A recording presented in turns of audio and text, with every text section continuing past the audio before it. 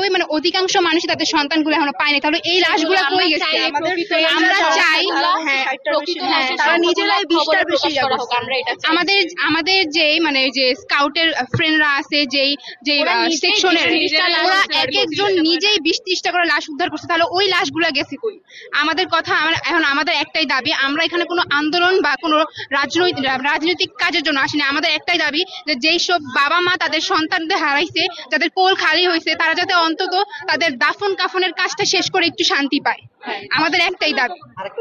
আমরা বাসায় ছিলাম, আমরা কাছে ভিডিও আছে, আর্মিরা হইতেছে টিচারদেরকে মারছে, স্টুডেন্টদেরকেও মারছে, আর্মিরা এমনকি হুমকি দিছে ওরা যারা অ্যাটেন্ডেন্স মেয়েদের মারতেছে। হ্যাঁ, যাতে যা সরকারি কোনো খাতে লেখা ছিল না যে জনবহুল এলাকার মধ্যে এসব প্রশিক্ষণ হবে।